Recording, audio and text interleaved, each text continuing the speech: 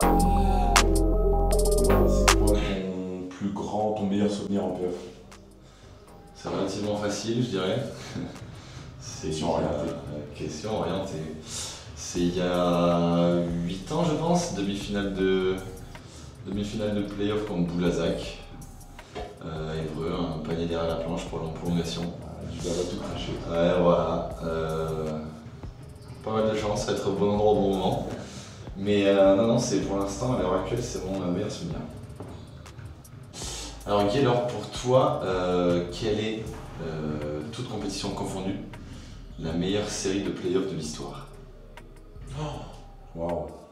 J'ai pas la prétention de dire que je connais De ton histoire à toi, si tu veux. Mais de mon histoire à moi, je te dirais Dijon-Limoges en 2014 où je jouais contre le grand Michael Rayet qui était injouable et c'était formidable à voir de près en tout cas. Cette année vous êtes champion? Ouais. Ils ont battu le grand Michael. Ah, franchement il était incroyable, ça avait été incroyable.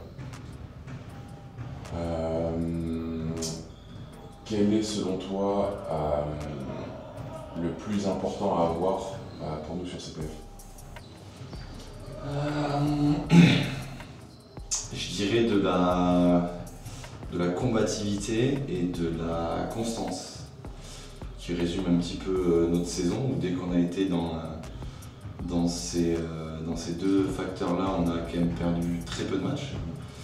Donc je pense que si tout le monde est investi à 100% à hauteur de l'événement, je pense qu'il peut nous arriver des belles choses. Après, comme disait le coach hier, il faut prendre match après match.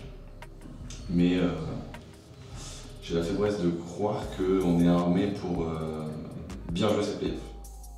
Toi qui as eu une petite expérience de playoff déjà, c'est quoi la plus grande leçon ou le truc que tu dois retenir qui te servira sur ces playoffs?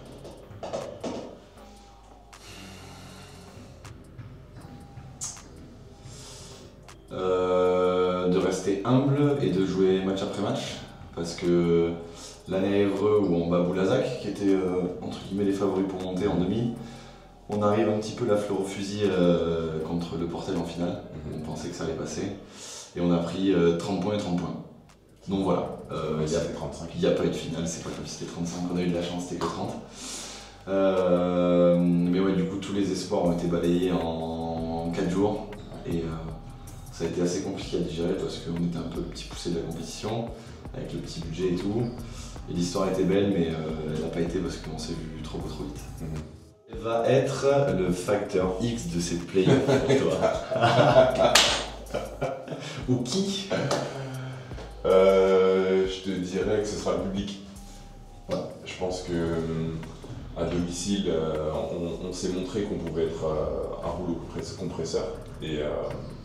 Et même si, comme tu le disais un peu avant, ce sera à tout le monde d'être impliqué et au diapason par rapport pour être à la hauteur du rendez-vous, je pense que si le public fait aussi cet effort-là supplémentaire d'intensité de playoffable, on va dire, je pense qu'on peut être vraiment chiant.